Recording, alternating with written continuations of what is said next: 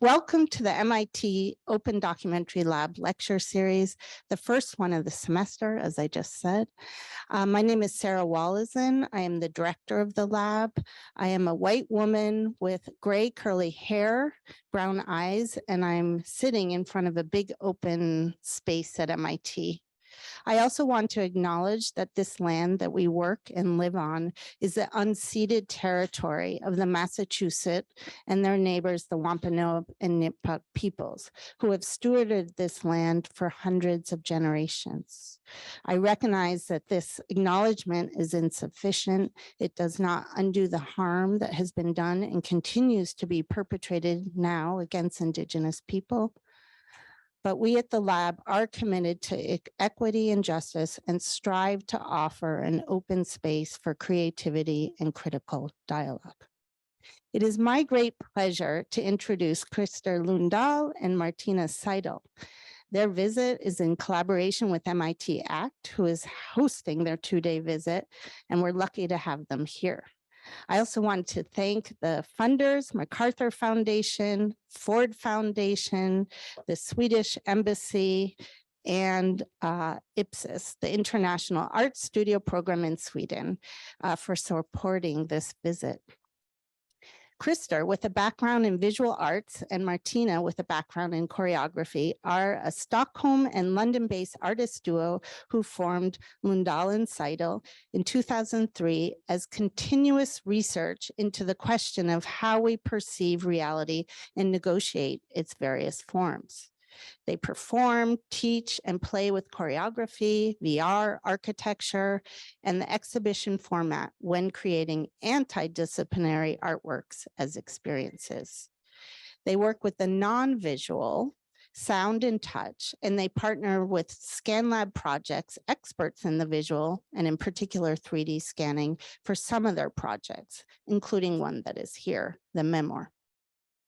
ScanLab believe 3D scanning is the future of photography and, quote, as the electronic eyes for billions of mobile phones and driverless vehicles, 3D scanners, they're the cartographers of the future. The virtual experience in Lundahl and Seitl's work is created with peculiar objects, such as sightless goggles or methods of choreographed touch through reverse engineering visual stimuli. Through a heuristic relationship to process and created in collaboration between disciplines, the duo has developed an art form and method containing staging, choreographed movement, instruction, sculpture, spatial sound, and augmented and virtual reality. I had the pleasure of trying memoir yesterday, and it is all these things and such a rich and provocative experience. At the advent of the endemic, while here at MIT, the artists have chosen to present two artworks, Symphony of a Missing Room and the memoir, which I just mentioned, each in a different way explore how technology lay the ground for the human umwelt, how it connects and disconnects us from each other and other life forms and processes. Their works and projects have been exhibited in museums and institutions such as the Gropius Bau, Berliner Festspiel, Hamburger Kunsthalle, Kunstmuseum Bonn, Tate Britain, Royal Academy of Art, and many other places. Before I hand it over to them, I wanted to introduce the associate producer, Gediminas Urbonas, who is the host of this visit, and he's founder of Urbonas Studio together with Nomida Urbonas. He's going to say a few words. Thank you, Sarah, for this generous and also resonant introduction, and also for your collaboration with ACT. Really appreciate that. And also, I want to extend thanks to Marisa Friedman and also Gero and all the great team at ACT facilitating the running of this invigorating experience here at MIT. Which is sold out, by the way. I also want to thank William Ulricchio at Comparative Media Studies, and also Helena Pusset, counselor for the cultural affairs at the Embassy of Sweden in Washington, D.C., for their support. It is a privilege to introduce Christer Lundahl and Martina Seitl, artists who work collaboratively to reinvent visual, performative, and new media practice. Their work truly represents the comparative constellation of diverse media. So this collaboration with comparative media studies is not accidental one. The experimental work installed in the form of a pop-up lab setting at the Cube, the iconic space of the Media Lab complex, probes interactions, in the words of Krister, between the media, experience, and imagination. And we'll talk, I think, about experience much today. On this occasion, I want to share with you the few lines written by the interdisciplinarian Ronald Jones, the leading edge of contemporary critical practice, from the essay he wrote on Lundahl and Seitl. Experience corresponds to the theory of agnoseology, or the limits of knowledge, or what philosophers since Aristotle have variously called the theory of unknowability. Agnoseology, as one would expect, became increasingly imperative to Western philosophy during the last century. Ludwig Wittgenstein guided us through the unsayable, as we may know. As for experience, Wittgenstein could only ever characterize it as the laconic unsayable, which Lyotard then populated with experiences for which there is no language. And as we're living in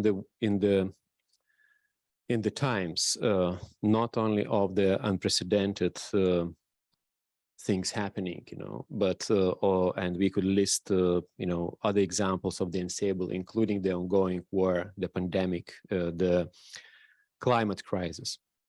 So the words fail those experiences existing beyond descriptive language. How might expression act upon or suspend this syncopated counterpoint between the unknowable and the unsayable? How can it pair agnoseology with the unsayable to immerse us with an experience as the majestic as it disquieting, just there, right there, yet forever adrift from language? In the work of Lundahl and Seitl, the work is centered in one of the most crucial philosophical dilemmas of our time, and that is to wonder where the limits of language exist, and in turn, where the limits of experience and knowledge exist. Or more crucially, try to imagine what we cannot know. The irony stings, signaling that we just have crossed into the philosophical and artistic territory of agnoseology. From here, we coast beyond the unsayable, streaming towards the unknowable. And it is certainly within this territory of agnoseology that the art in this collection of work and in this laboratory has crossed and scouting the way, has presaged our passage. Well, I expect, says Ronald Jones, but of course the paradox of our dilemma stinks again, because we simply do not have the language, nor will we ever to fully describe the experience of these works other than the expressions of agnoseology. Thank you. Thank you, Gediminas. That was very interesting. So now I'm going to pass it on to Krister and Melina and Martina, sorry, and they will give a lecture, and then we will have a Q&A after. So without further ado, Martina and Krister. First, we would like to say thank you so much for inviting us, and also thank you for your beautiful introductions. It really kind of triggered our minds, I think, at the moment, and it kind of, I guess, it maybe also helped us to divert the course a little bit, how we're going to speak today. But we have decided to speak about 3 different works, whereas 2 of them are presented here, Symphony of a Missing Room and The Memoir. But what you're saying about the experiences that are not, that is very difficult to find a language for, it's something I think we would like to also speak about and add into this, because I think the question that arises with that is like, if we are working with a medium that doesn't have any language directly to it, then how do we actually communicate among us? How do we know what works? How do we know how to name different things in the work, in the process? Yes, and we will start by, in a way, going into the works fairly practical to begin with, just to create a sense of what it is. And we will show images and describe what is happening. And only then I think we will be able to go in a bit deeper on what we are trying to explore and so on. But yeah, so in the beginning, we've just walked you through the artworks quite a bit. We will start with Symphony of a Missing Room, and this is one of the work that we are showing here at MIT. This was one of the first work that we created as a collaboration, me and Martina. And it's very simple. As you see, there is visitors from, in this case, a biennial, in Momentum Biennial in Oslo, in Norway. They're having goggles that take away vision, and they have headphones with three-dimensional sound. And there is a performer for each of the visitors that guides them. So the starting point, I mean, this is in a way, this is really the starting point for our medium. And And in the image, you're actually not seeing what's the moment after, because the main medium of this work is actually the touch. So you see the performers actually holding a flashlight, and the flashlight is being lit towards the whiteout goggles in order to help in combination with what they hear inside the headphones, which is three-dimensional sound.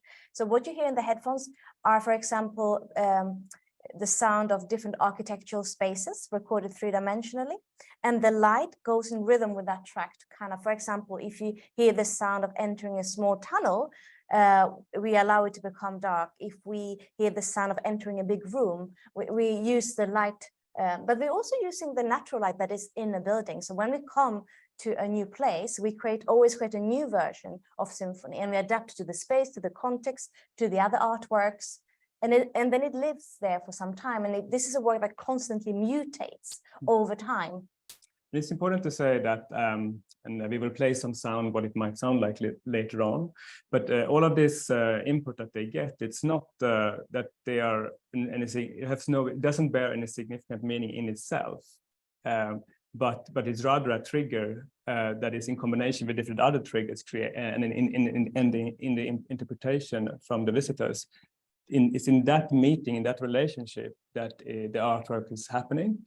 And I think it have happened that sometimes people have talking with us afterwards, and they felt that, oh, not much happened. It's very rare, but I mean, it happens. But it means then maybe that they were focusing much on, like, that it should have been a story that they were waiting for, or so. So we find that quite interesting. But quite often people get that that it's up to them to also step into that space which is created somehow. A lot of people, when they experience the work, actually come back and communicate that they were exploring the sensation of trust in the work. And I think it might be very connected to trust, because you're being blindfolded, you're being deprived of your vision. We are an ocular dominated society. So that can be very challenging. And the only kind of contact you have to the world is through your hand, which is then connected to the performer's hand. And this performer, which we haven't yet spoken about, this is where the beyond language comes in. So this is how do they then embody the different architectural spaces that are played out in the recording. So they might have to embody the sound of a very small space, even though they're in a large space. They might have to embody the feeling of being inside a big space, even though we are actually really cramped inside a room. And this can only be communicated through the hand to the visitor. And one concept or idea that we try to use when we talk about this lately, at least, has been, we're talking about this as a virtual ability. And what we mean by that is that the virtuality is not only a form of technology, but also an ability to combine sensory inputs into a perceivable reality. It was like combined, or it's like organizing perception into a world, let's say. And even just listening to us describing this, I think you as listeners are using your virtual ability to sort of like trying to understand, I mean, to picture this or to conceptualize this, or even reading a book. It's also like a sense of our virtual ability to create a world. Yeah. Let's look at some moving image. Let's put on the sound. It is on. Listen to my voice. Close your eyes now.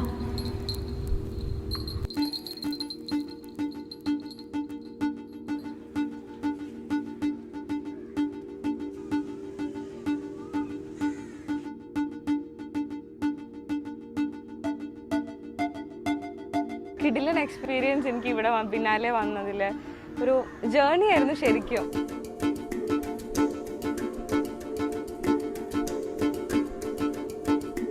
It was a beautifully guided virtual reality experience. ചുറ്റുമുള്ള ഒന്നിനെ നമുക്ക് കണ്ണുകൊണ്ട് നേരിട്ട് കാണാൻ പറ്റില്ല, പക്ഷെ നമുക്കത് അനുഭവിച്ചറിയാൻ പറ്റും.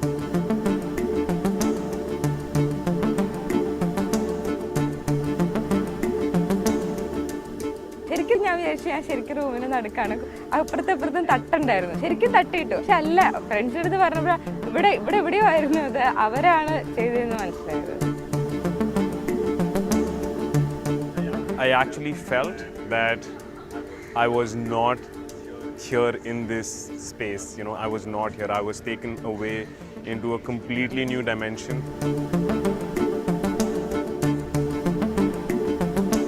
It's been an amazing experience.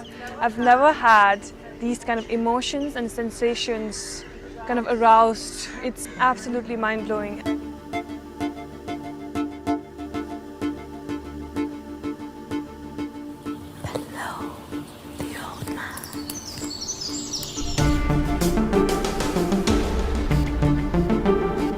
For me, what was really beautiful was not only the idea and the execution, but the way it was actually done. It was beautiful because it demanded trust.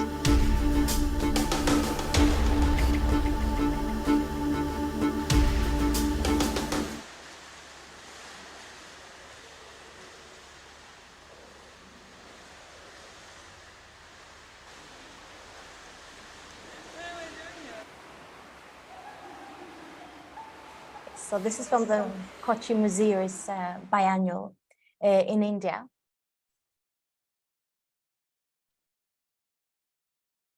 And the water that you saw here at the end, this is from another artist, poet, Lundahl Seitl, I think.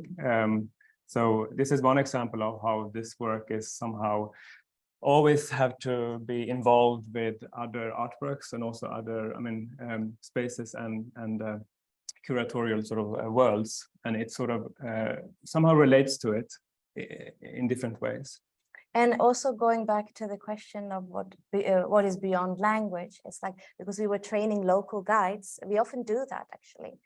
And how do we communicate the work to them, and how can they embody that? And I think one useful example is, for example, there's a system called Laban movement analysis, which is divided into weight, space, time, and flow. And these are very basic qualities that you can embody. And for example, if you were to embody a very small space, you might use more strong and directional movement. So it's kind of, you can use that. But then there's a very unpredictable element to this. It is like, how do you create, there isn't any predetermined qualities of trust. Because I think if there isn't any trust between the performer and the visitor, I think the work falls apart. And we can easily kind of choreograph the different qualities, but I think the trust element can be any quality, and we can't really grasp that yet. Yeah, and as you see, when Martina is speaking, we are flickering through different spaces where the work has been. And yeah, I think it has been in maybe about 30 places or something so far. And one interesting thing for us that we noticed, we didn't know this from the beginning, is that the work somewhat learns, or we learn from doing the work, but also in a sense there's traces from our process in those spaces, and also the recordings that is kept inside the work, and is also kept for the future scores that we create. So in a sense, one could say that every new commission of this piece, visitors are enacting things from the past, places where this work has been in the past. And it's also important to point out that the visitor is the main creator of the artwork, because you're wearing the goggles and no images are being projected into them. It's very common that people see or experience their own images. It's not only about images as well, it's about the kinesthetic experience of the body and its feeling of being in different places. So for example, if you hear the sound of a forest and the performer is moving in a way that they imagine a forest and transferring that, then I mean, you can see a forest that often is maybe connected to your childhood, or might be connected to your own memory bank somehow. Yeah, and it's not only contemporary art museums or biennials or theater festivals that we show this work. Here we show this work in Acropolis, the new Acropolis Museum in Athens, which was an entirely different. I mean, in the research when we created this, we were visiting some of those sites in Athens, and we realized that when people look at those ancient objects, there is mostly like Instagram photos and so on, you know, like that is taken, and there's really no way how they can really grasp or access those artworks somehow. There's maybe this too much of a gap, or like, you know, like the setting is not really like it doesn't seem to help. Do you mean I mean, you can access the artworks, but I think what you're talking about, Krista, is the distance, that we are always presented to the world. Very often it's being displayed in a distant way. But what we have to think about when we create is that the visitor is part of the artwork. So it's almost like creating an artwork where, let's say, we think of an orchestra. So we create an artwork where you as a visitor are one of the players of an instrument. And that is a totally different equation in a way. Yeah. And another thing that we realized, like, so once you're immersed, you're more easily overwhelmed. So we realized that actual absences are much more important than presences. So we have to think about choreographing absences. So when we try the score on each other, we often, as performers, do too much to the visitor. Yeah, and it's also when creating this kind of work, it often starts like in writing or discussions among us, and it starts in language. Yeah. In fact, which is interesting, because in the end, language is almost totally eradicated. I mean, language becomes something. It is not eradicated. It does exist in the work, but it is, as I said previously, it's more like of an instruction or a trigger to experience something more orientated towards the body. So it's a contradiction or like a paradox there somehow. And when we come to new space, we always listen to the space. So we record sound site specifically, and then we try how does it feel to be blindfolded in this space? How does it feel to move around in this space? And then we realize that we might have to rework the structure of the work, because the space doesn't want a particular part of the work, and then we change it. And I think, I mean, it's a lot of work, but in another way, it gives us a little bit more meaning when doing it, that it constantly mutates. So let's give one example before moving on to another work of how we may adapt the piece to a new context. And that's kind of also part of the work, because the work itself it's like kind of empty, doesn't have any meaning onto itself. It's really the work is really about creating relation, like, you know, like something that is moving in time and creating relations to everything that it touches. And this here is a Sternwarte, and this is the next host for the work, which is in Berlin. It's an Screen City Biennial. Is a new biennial it has been happening before in Oslo, but now it's the first time it is shown in Berlin. And the title of the biennial is Other Minds. which focuses on, it's the title of Peter Godfrey Smith, the philosopher. He wrote a book about how consciousness evolved through evolution, from early organisms up to human consciousness, and also like how human consciousness may be very different to, like, for example, an octopus, which is one of his main example in the book. So that is like a bit of the focus. So when we came there to the observatory Arsenal in Berlin, which actually, like, you can say that actually what Arsenal is, like, because you're so related to the history of Arsenal. No, I mean, so it's an observatory in Berlin, basically. And it's not any observatory, because it's like where Einstein was first presenting the relativity theory was first presented within one of the lecture rooms there. So we got very much into time and the flow of time, and how time is different. It's relative, yeah. So it's different from one person to another, and it could almost be well, you could think of it a little bit as a river that runs slower around where there's gravity, like, for example, a rock and a stone. So it runs slow around the banks, and then faster in the middle where there's no friction with any kind of gravitational objects. But then if we go further into that discussion, I know that river is not a very good, I think, symbol for it, because it makes sense in the work, because that's sort of like you have this let's say like that level of reality, which is very much because I have discovered that time is rather granular than flowing. But anyway, so in this work we are looking at different rhythms of time, and we're looking at delays between two people. So so far we've been presenting Symphony as you have one performer and then you have one visitor, but in this version you actually have two visitors doing the work in relationship to each other. So you are doing the work for one person, and then you swap in the middle somehow. And in this version, one person kind of embodies the element of stone, and the other one is embodying the element of water. And then together you're creating a river that runs at different time.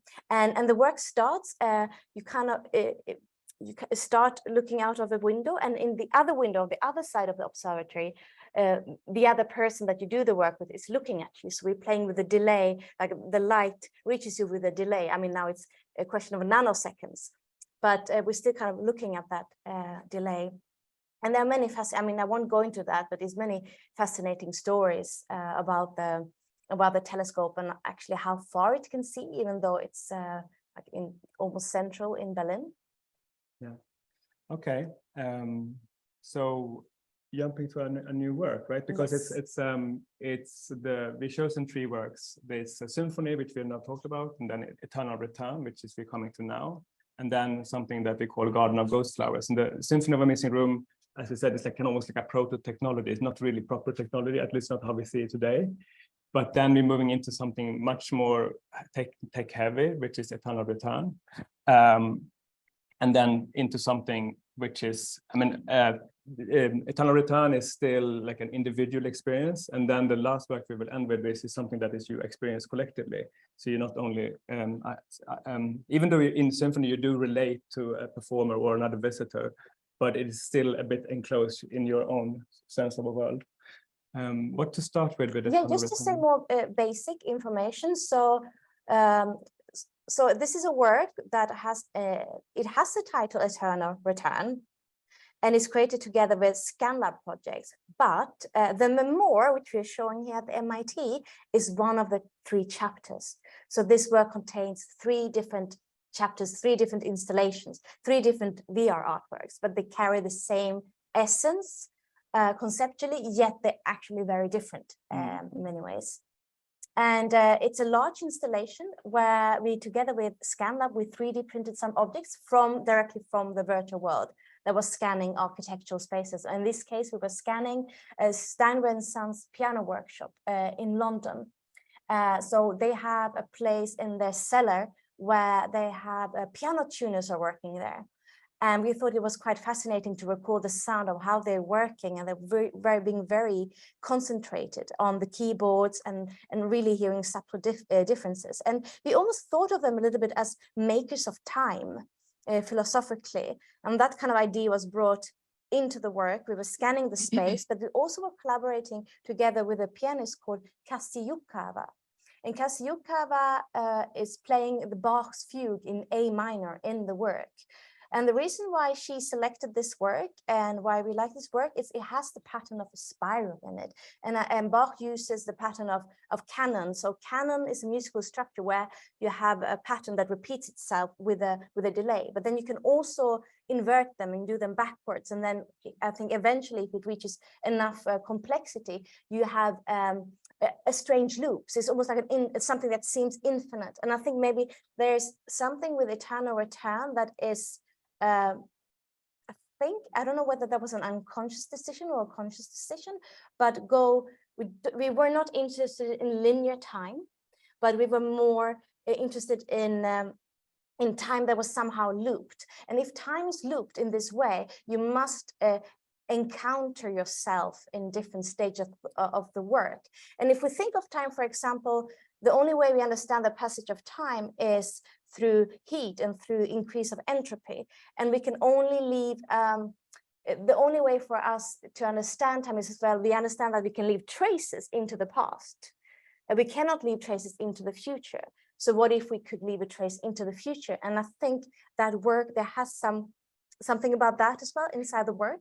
Yeah. Too. And in, one way, I mean, it is because one of the important sort of element in the work is that there is an object which is not well, now I'm doing totally wrong thing. I don't know what you're going to say. Yeah, I'm looking for an object which is a stromatolite fossil, which is one of the earliest form of like memory. It's where geology was brought into life. I mean, the first one-celled organisms, and the stromatolites, those kind of cyanobacteria was creating the big oxygen event.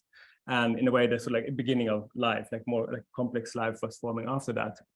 And at least one way how we are thinking about this, the memoir, which is some kind of place where you enter, where you can see traces, but I'm thinking also there is a sense of a trace because the visitors are in a way the trace that was sent into the future in a way, because we are composed of you know, organs and systems that was something that was existed in earlier organism, but then it was kept further. And like, for example, we have way of getting energy into the muscles, which is anaerobic, which is we don't need oxygen. And that is in a way like an old sort of system, which is carried forward like a trace that was sent into the future. And we are like wetware, hardware of carrying that when we go into the memoir. And so this relation between like, so it's like an old sort of like one of the first life, and then like the object reality, which you see here, all of these objects, and then the object of human body going into there, still being able to experience something. So this is like what this is like the, yeah, and we're experimenting with the human presence in the virtual world, and I would also like to just kind of, now we were talking a little bit about the concept, but I would also like to communicate how do we then transfer the performer's body into this work, because this is a work that you will soon see a film that also has a performer in it. And how is this performer perceived or felt or seen in the virtual world? So the virtual representation of the performer is, you will see that soon, but it's a moving cluster. And she or he is holding a tracker, like a stick like this. So it's a presence of the performer in the space, but the performer is also sometimes touching the visitor. But there was something that didn't quite work to start with in our process. So we realized when the performer was touching the hand of the visitor, which normally works in Symphony, we felt that this doesn't quite work. And because it was conflicting too much with what you see in the virtual world. And so what we did was that we placed vibrating devices that would vibrate the hand or the skeleton of it on the performer's hand. And when you touch your hand, it's a human hand, but it vibrates. And then somehow the brain connects it. And then you see the different 3D printed objects, for example, that these are objects that actually exist in the virtual world, and you can go there and you would feel them physically, but it's the same goes there, that you need the vibration. So we put the vibration device towards the object, and then suddenly they kind of, the different worlds coincide. Yeah. And then also we just didn't want to have like objects from the virtual world, but we wanted to think about it differently. So for example, there's one example where you have the piano tuner's workbench, and virtually in the VR headset, you see a hammer. But when you then feel it in the physical world, it's inverted. So you have the absence of the hammer. You feel the empty space of the hammer rather than about the same time as you see the hammer visually.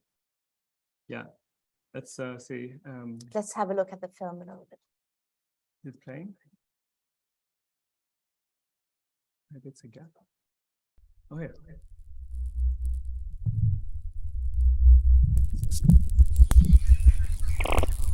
With the event of biological life, memory happens. Here.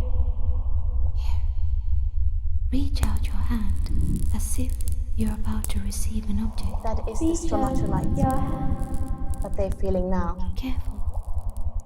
If you drop it, you'll take a second to break.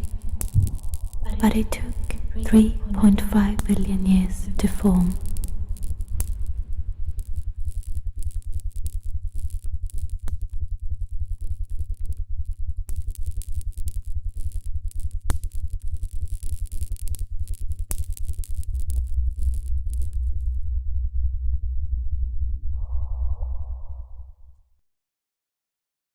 That was more kind of from an outside perspective, and we will soon show you a film, a little bit what you see inside the VR experience as well, which will come next. So throughout the whole 20 minutes that you are spending inside this room, you don't have a body. Well, I mean, you have a body, of course, but you don't see your body in VR, inside the VR headset. So when you reach out to touch an object, you do feel a touch on your fingertips, and you see the object that you're touching, but there is nothing in between. You don't have like a body in that space. But eventually, and that maybe is it's connected to what you talked about time, how time moves differently in that space, is that you do see that there is a body lying on the space, and you are the voice that guides you says that this will be you in 1 minute and 3 seconds or so. And sometimes you also feel a body that you don't see. You also feel things that you don't see. So you feel the performer, and you feel a place where you have previously been just with your hand. So this also happens non-visually as well. That. Yeah, and this to the right here, there's this moving point cloud cluster, and that would be later on. You're gonna see another video showing that you're starting off in like a grid or like a space which is not exactly formed yet. In that grid, there is a distant teacup standing, like hovering in space, so to speak. And when you come close to that, it's somehow starting to swirl and creating a space around it. And maybe let's show that. We can show that. This one. Yeah.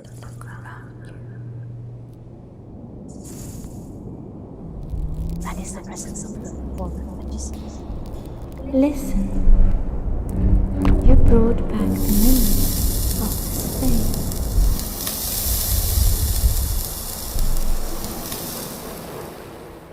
Things are so easily displaced. Can you see how your movements are leaving traces everywhere around you? Yeah, those videos it's so hard with this work. This is almost, even though it's visuals, where the symphony doesn't have any visuals, it's almost even harder to understand what this work is when you see an image of it. Exactly, and this is where kind of maybe the language ends again. Yeah, we absolutely. have to find a vocabulary. I think maybe it's the reason why it's so hard to actually speak about these bodily sensations is that we just simply in an everyday situation we don't communicate these things. So when we ask someone how are you, we say rather good, but we don't say, oh, actually I'm feeling very present in my back today. Or so we don't have that in our way of living. We don't have those way of expressing ourselves. We don't spend our time with those kind of. I think we all feel them, but we might almost not notice them, or they're almost beyond the language. I think they're often more unconscious. Like.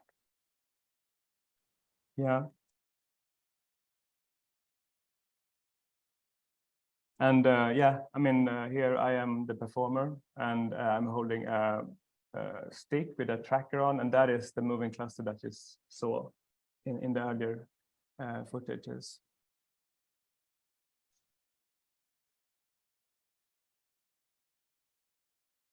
So one thing to say about this piece is while a lot of VR artwork that at least I have experienced is working a lot with, or actually not to artwork, but let's say VR, like if you really want to make VR immersive, or like if that's the intention of that is very visually based, and it's about total immersion. You want to get like you not feel that you should not be reminded of the space outside, let's say. But here is in this work is I think we definitely allow the friction between that you have a physical body and that you are immersed into the mental. And sometimes you forget about that you are in a space somewhere. And it's not that you get reminded that I'm just inside of VR, but it's sort of like you're becoming more aware that the fact that they don't always line up somehow. And I think this is interesting. I don't think it's like, oh, either we are super immersed or they're not. I don't think these are two different colors. I think it's actually once you are immersed, I think there are different ways of being immersed. And I think this is what we are really interested in, like, because even if you're wearing the headset, you're still a body inside the room. So how does that room that you're physically in coincide, or it's also like how it's in friction with what you see virtually, and then how is that part of the story?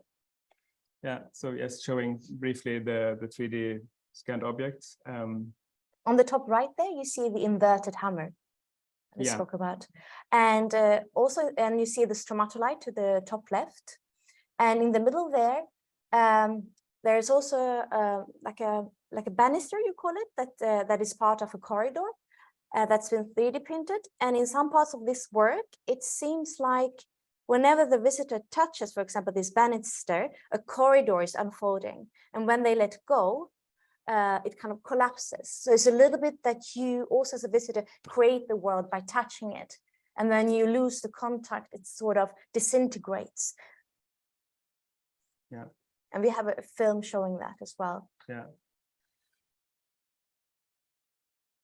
Yeah. So are we already here? Maybe. This is what I mentioned previously, the artwork Garden of Ghost Flowers. It was created together with Max Scheller and Jakob Skote, who is Untold Garden. And this is our collaborator, co-artists of this project. They worked mostly on the side which we are not at all knowledgeable in, which is actually creating this digital artworks. Neither me or Martina know much about actually creating this technology, but I think we know how to work with it. So that's why we also really enjoy making collaborations. And this particular collaboration was, we really set the bar very high in a way, because what we wanted to do, we can tell the idea or the conceptual side of it, maybe. Should we begin with that? Yes, so maybe we should start by talking about the Monotropa uniflora, which is the ghost flower, which was our starting point in this project. So the ghost flower is a flower that doesn't photosynthesize. So it means it doesn't need any light. It can survive in total darkness. It's also seen a little bit as a parasite because it takes sugars from fungi in the forest. I think it's connected to the mycelium network in the forest. So it's seen as like a little hacker of the wood wide web, they say. But I think also they haven't been completely sure if actually it's giving something back in return. So it might not be a complete parasite either. But that uncertainty is something that we kind of want to bring into the Garden of Ghost Flowers. So the ghost flower has a little bit of a trickster character in the work. And that you don't really understand if it manipulates you or if it completely supports you. And the ghost flower is nothing that you ever see, actually. It's more like an invisible presence in the work. And I don't know whether we actually mentioned that it's a work where 20 to 30 people enter and you're wearing Oculus VR headsets together. And your main medium is your voice. And this is that we wanted to create a virtual ghost flower that lives off the human voice. That was the idea. And then also we didn't want kind of any voice to come out, but we wanted to we were inspired. We haven't succeeded in this yet, but there's a sociologist called Hartmut Rosa that talks about listening, responding, and adapting rather than calculating, commanding, and controlling. So we wanted to find a voice that is more about listening and adapting to each other, and we wanted the ghost flower organism to grow whenever that happens, but we haven't succeeded that yet, which is very complex programming wise. So what happens in this work is that you don't actually see your own body because it's in darkness, and if you don't make any sound, you don't see anything. You see other people's voices, but it's kind of everything you create is what you see. Yeah, and you see your voice coming out, but you can also see other voices coming out, but they don't have a body. And but these are more like just particles that Max Scheller has created and programmed in part of Untold Garden. But then if you come closer to someone, they might start to form into something else. And we call it an organism somehow, but it seems to kind of disintegrate very fast and die off. And it also depends like how many voices are. If the group is too loud, simply the computer shuts down. But then if the group is too low, there might not be any organisms evolving out of the voices. Yeah, and exactly. If you stand next to someone and you're using a voice in the same way, you're maybe in some kind of harmony. That doesn't work either. So resonance is not necessarily harmony. It's rather like, really like adapting to something all the time. And if you don't if it doesn't create resonance, your voice will fall down as a suit, or like it doesn't build anything. It becomes like new building material for another attempt to create resonance. Yeah. So the silence falls down. So whenever you're silent, it falls down as like dead particles. And then there's another creature that Max Scheller programmed, which is, he calls it the Death Eaters, but they cannot actually be visually seen. They're just in the programming, and they are eating up the silences. They live off the silences, so they're part of the system, but they're not visible yet. Maybe eventually they will be visible. Yeah. But that's yes. Yeah, no, it's really, so it's really, I mean, now I'm going to show just how it looks like, but you go into this. And it was really an attempt for us to go away. I mean, even as just like within the format of creating an artwork in VR, we thought about, okay, how can we make a work which is not only by yourself, you're having this simulation inside, but something that you like, that if you don't, that you enter a room where you not only relate to the participants that you share this room with, but you also share this room with this system, which somehow seems alive, or creates some kind of, like, it's very different to separate yourself from the system. And because Untold Garden, they created this system with genetic algorithms, so we have no control over this. We don't know how it's going to look like. It is something that happens when so this is one of the most interesting thing, that everything that happens here and the learning from that we have is something that is genuinely something like an encounter with something that is not. It's like, I guess you often say like the modern human, and here you enter, you expect the ghost flower, but in a way you meet the modern human with technology itself somehow, and this is of course an extension of the human, but But I'm wondering a bit about, I mean, I think something that was that we thought a lot about is, I'm not actually sure I completely trust the ghost flower. I think it's, it's not like about the goodwill of the ghost flower. And even though you might be in resonance, let's say you're in resonance and you create a lot of organisms out of your voices, eventually those organisms might overpower you. So somehow the human becomes an insignificant part of this. Maybe you lie down on the ground and you see these organisms living on their own. Your voices are no longer needed. You don't even have anything coming out of your mouth anymore. And this is inspired, again, going back to the stromatolite that Chris described before, that you have the cyanobacteria that were creating our atmosphere of oxygen. And of course, I mean, bacteria didn't realize that their importance, but then they were almost killed by their own waste product, which was the oxygen. So there's something about that and kind of the existential, maybe understanding of seeing something that you have created kind of overpowering you. And what happens in the work, like it goes from the total blackout, only seeing your voice, everything gets inverted. So you suddenly start to see each other, see the other bodies in the space. And like here, and then it goes brighter and brighter and brighter and brighter, and then it goes totally like completely white, so it goes to white out, and then the voice particles are being inverted in color, so everything becomes reversed.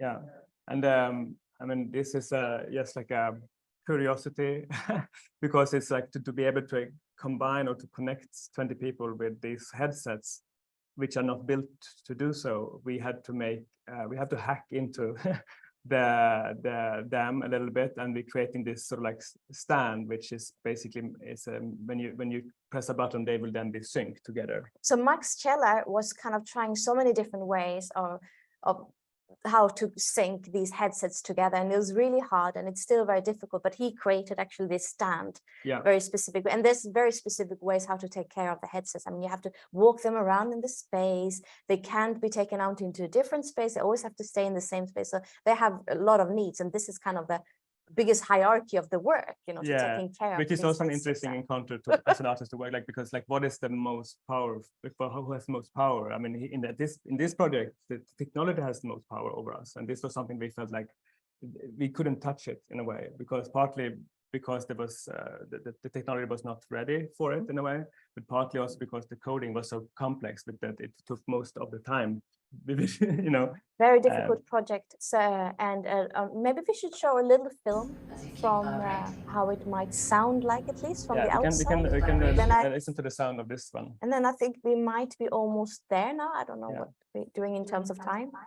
As you keep vibrating, the vibration you feel is the rapid opening and closing of the vocal folds hundreds of times per second.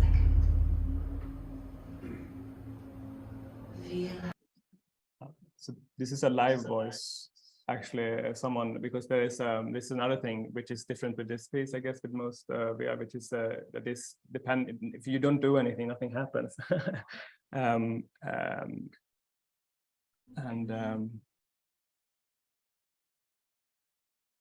There is maybe one example. We will give one more example. And that would be the last one. And this one is, we were testing this thing at an contemporary art museum in Stockholm called Magazine 3.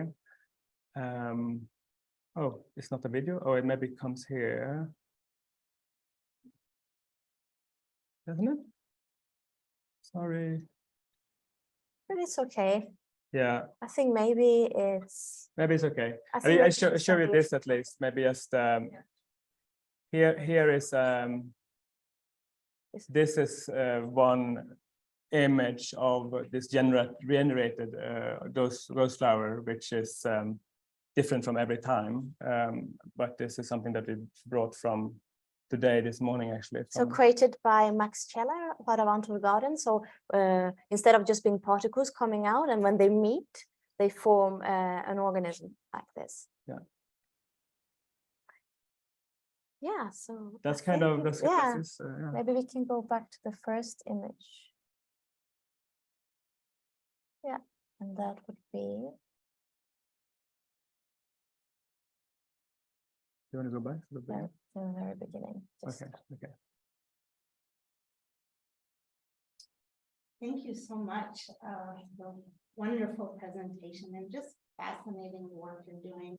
I've seen a lot of VR, and people are often just trying to make it seamless and totally immerse you so that you do forget what's going on outside and there's no interruption. Whereas it seems you're really trying to negotiate these different realities and disrupt the physical with the virtual. You know, I was struck yesterday, as you said, you know, you touch things and they don't match the digital inside. So it's fascinating, and this idea of what you create overwhelms you certainly has a lot of resonance too with our climate and how we're working. I'm going to tell people if you have questions, we're now having a Q&A. So just put your questions in the Q&A and I will do my best to get to them. Unfortunately, we're having technical difficulties, so the chat's not working. So again, put them in the Q&A and we will get to them. And for the audience here in the room, we'll put the, I guess I'll hand you the mic if you have questions. So we can do it that way. So are there any questions here in the physical space to start? Okay. Do you?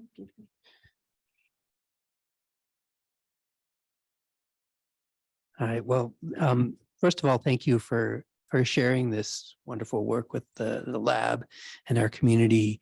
I was struck. Well, my first question is really about, I can imagine that the experience of these, well, the various experiences that you're creating here are probably very personal to each person who goes through these spaces and navigates sound, etc. And I'm wondering what, if there's a particular, what you would hope people to come out of this experience with, right, is one question. Or is there something that you hope for in that? And the second question, which is sort of slightly different, but I'm curious about, you're engaging sound, vision, and touch, and I'm wondering about the olfactory and whether this is something that you've thought about, especially because smell is such a powerful sense in terms of bringing up people's, own catalog of memories and images. Was the last question if we have ever thought about working with? Sound. Okay. We do actually, like with the Eternal Return, the VR piece, the second work we described. We didn't mention that, but we do actually work with some sense that it's when you hold a stromatolite, the fossil, you do smell this the smell of petrichor, like soil, like this water on soil. And there is also at one point a sense when you go up towards the end, you're standing on not in the workshop, piano workshop anymore, but you are inside a real scanned ice flow from Arctic, and there you have a sense of ozone. And in the ghost flower, we are also working with smell, and when the organisms are created, there's this slight smell of rotten honey, a little bit like you don't know whether it's good or not. And burnt electricity. Burnt electricity is another. Yeah. Yes. So, but then also, I guess in Symphony of a Missing Room, we're working with the smell of the building. So we are not only staying in one space, but we actually move through different parts, and these places have smells. We were yesterday when we did Symphony in the cube, and then we were moving into the corridor, and in the corridor there was like this open drain actually, because and that was smelling, and it really fitted perfectly with that. So we were like, okay, let's pass through here whenever you're in this part of the track. Okay, so you would have the smell integrated into the work. And then your other question, so what do we hope for? What do we hope that the visitor walks away with? Yes, okay, so maybe, it's quite an open-ended work. So, we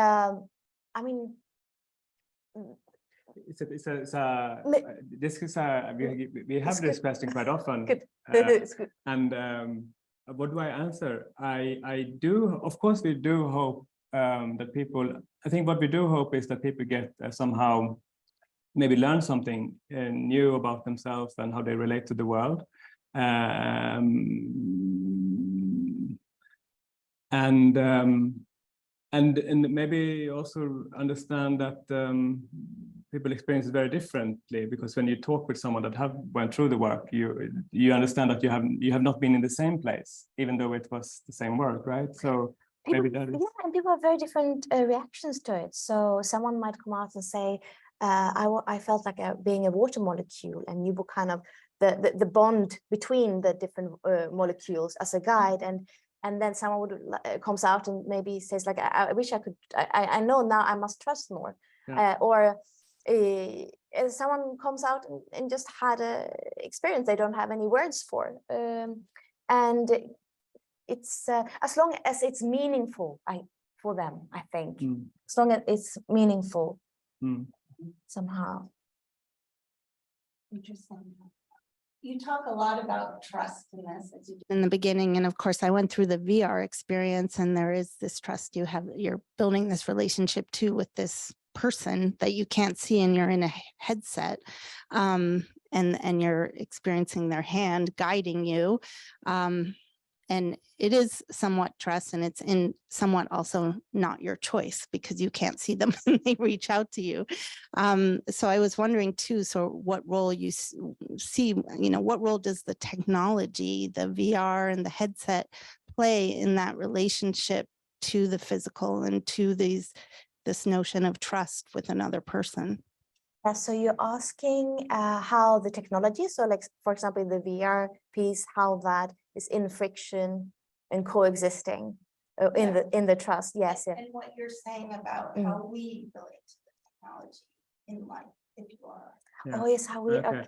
Yeah, you know what? I think I can. I mean, if you want, it's kind of really wanting to give a different alternative of using those technologies.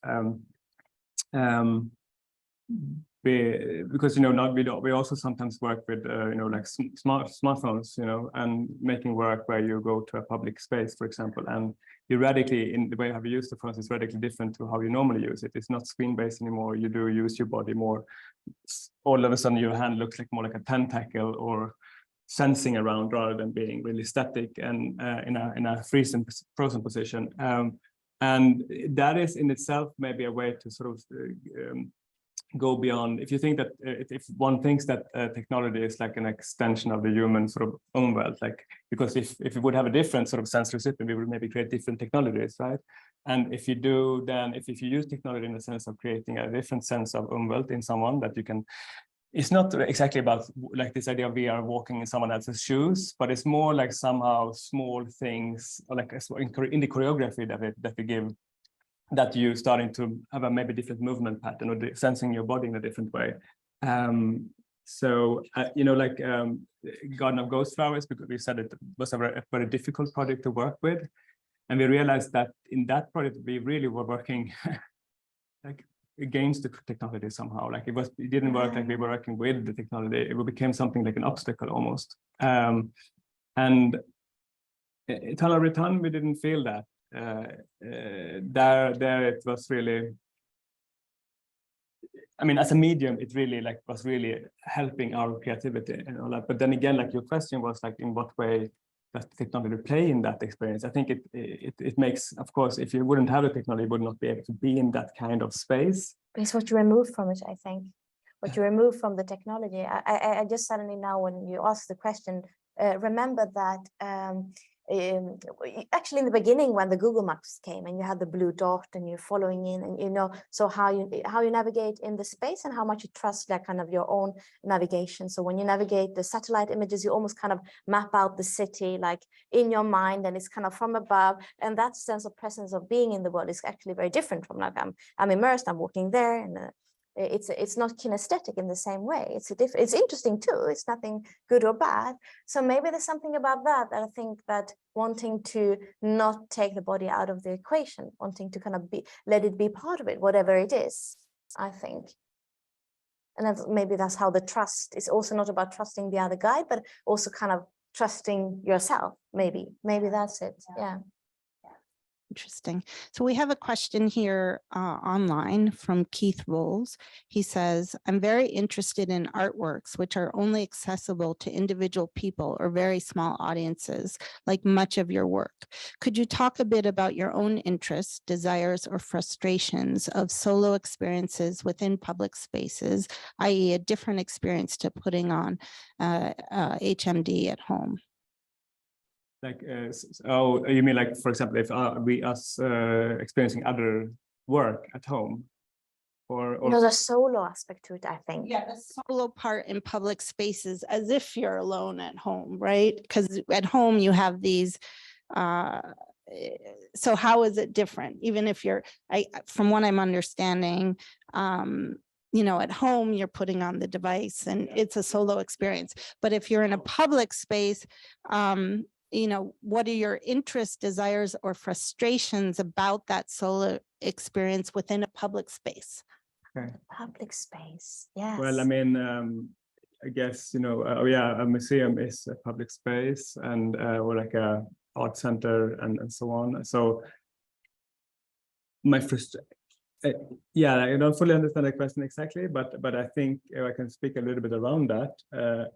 And it's kind of how, and there are many different layers to the frustration.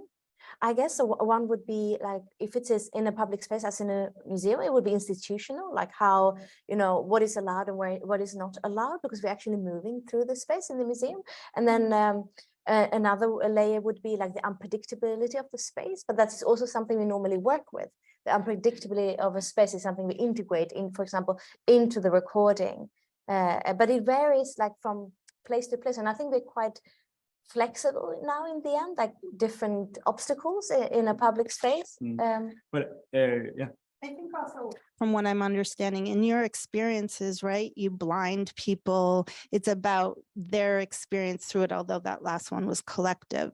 And so yet it's in a public space. So I think getting to that point of perhaps what interests you. What it's maybe also the question is like, what is, why doing VR where you are isolated in a public space where you're supposed to be social, right? Or, yeah, exactly. Yeah. So exactly. And I think virtual reality technology at home becomes actually, like, last half year I noticed how extremely has come out on the market. It seems like people are really buying this thing, and like teenagers and younger kids are buying this. So it's going to be probably quite soon people like people that are playing computer games, they will go also to VR. And yeah, I mean, for us it was always more interesting that you had not so much a network thing isolated at home, but more that you're actually playing with the friction again, like you are like virtually, but then also like you're together in space. But the fact that you're like in Symphony, for example, which is not so much about the technology, but more like that you enclose yourself. Yeah, temporarily you're not relating to someone with a social presence. But maybe maybe we consider that we are doing that kind of presence too much in the everyday life, and then maybe it's good to go away from it in a way, and then also to understand how we relate to the world on a normal, like when you take off the goggles with VR and with our sightless goggles, you really realizing that, now I'm coming back, but it's quite different somehow. Yeah, I think the solo experience at home is almost more difficult for us, because I think when you're doing it in a public space and as an event that you come to, we can control, because it's very important, like how you come into the work, how you're taken care of when you come out of the work, how you take care of people, how they feel, and so on. But if you're at home, you might do it, for example, on your own, or you might not do it on your own. So it's kind of a different setting, and we cannot really control things in that environment. So personally, I find it harder, I guess, at home. Computer is hard. Yeah, What you do, for sure. Yeah. Yeah, thank you so much for this, and the fact that I was able to experience it yesterday.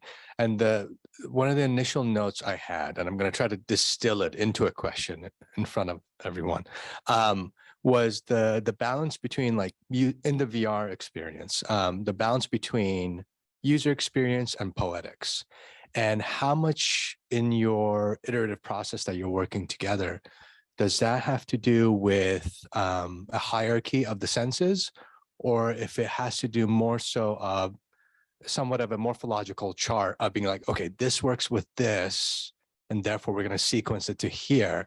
Or is it that you have limitation, or do you have constraints for yourselves when you start that you're like, we want to convey this in the storytelling, therefore touch becomes the hierarchy, and then sight, because you're saying you would deprive someone of sight in one experience, right? Are there constraints in the way that you work, or is it more of a free flowing or working with the friction process of iteration? I would say it's a lot of intuition and like just you know, like trying to test things a lot, like and then not really, I mean, even test stupid things, you know, like it might, you know, like not having a preconception that this might not work, or we don't, we like in the process, we don't too often, if someone in between us or with someone we work with, someone come up with an idea like maybe it could be like this, or we don't try to kill the idea too early because it may carry some importance. I think that is one important thing. Because then it's also something, okay, so I'm thinking about what your question and the hierarchy of the different elements and what is the most important. I'm thinking about the language then, like what the language that is used. I think what we noticed is that when we, for example, write the script, we often, and then we try it, we have to get rid of 98% of that. So because when we try it, it doesn't work. There's something else than the language, I think, that governs it. And it's very clear, like when you hear it, but the language isn't the top of the, I think because the language has also, it has a function of giving you triggers of what to do, how to navigate, it guides you as well. So it needs to be part of that stream. But if the language suddenly becomes too much for too long, something you listen to at a distance, do you know what I mean? Like it's describing something that isn't exactly there in the here and now, and then it sort of falls apart. Do you know what I mean? Do you know what I mean? Yeah, it's about attention, I think, like how you keep attention to something that is, because it was that, I mean, you also asked about process, right? Like how we, like if we have a idea that we from the beginning, like we have like some kind of logic that we start in, now we do this and now we do this. Sometimes if we have been working with something that we know have been working, like Symphony, we have been working for a long time, then we would definitely know much more how to do things. But quite often we throw us up in, like we really go into new territory, and somehow I feel almost like aging, I don't know, like, and I feel like, oh my God, like how long can I continue to go into new territory, like, and it is exhausting also, you know. Yes, it seems like our brains constantly wants to go beyond these boundaries, so we're making our own lives very difficult because of this. So it's nice with constraint. Sometimes actually it's very nice when you're given a constraint by an institution or a place. So we want to make I want you to make a commission, particularly about Peter Weiss. Okay, good. And I actually really love that you've given a framework from the outside. I really enjoy it. My question is about like onboarding, or how much you feel like you have to tell your visitors about what is going to happen to them, and how much you don't feel like you have to do that and just plunge them into the experience. Yeah, I mean, I think it helps to have some kind of maybe, in fact, actually text and language works very well before you enter. You can read like a short essay or something to understand what our interest in. For example, Ronald Jones wrote an essay for the iteration of Symphony we did for Gruppisbau. In Berlin, he focused on Cater education because Gruppisbau is on the Educationstrasse, and he made this whole she was in the Communist Party and it was killed by the Nazis and so on. And of course, there was nothing of that in the actual piece, but it was somehow planting a seed, which made people that entered the piece then really see it through that sort of goggles. It was in the undertext, I think, somehow. It was not never explicit, but people really projected that into the work itself. Yeah. But then it's of course the practical things too, like just saying that you're gonna be, not gonna see anything, and we're gonna take care of you and so on. So people feel safe. That is important. It's really important, like how you're taken care of, and in what type of space you come to, whether it's an institution or whether it's a space that is, I mean, for example, someone's house. I mean, to give a complete contrast to all the works we have talked about, we actually, I mean, this must have been, was it 20 years ago? We did Christus' birthday. So this is a work where people came and they thought it was a birthday. They thought it was Christus' birthday. And then they came in to this flat, London flat, and it was an actual artwork. So in this case, they didn't know at all. They were stepping into an artwork. And here people were being steered as avatars. And there was like a hidden control room where some people were being steered as avatars in the room. And there was a very, created a very strange atmosphere. But normally, I think it's very important, like how you're being prepared for an experience. Like very little things could be just like where you put your belongings, that you don't have to think about like your belongings and you feel safe about that. And that you also know that there's a way out. If you shouldn't feel comfortable, you must know that it's okay to stop the experience at some point as well. That's also important. Okay, looks like we are about out of time. So I wanted to thank you very much. This has been a fascinating talk, and your work is so provocative and thought-provoking. And thank you to all of you for joining us today, and have a nice rest of the day. Bye-bye.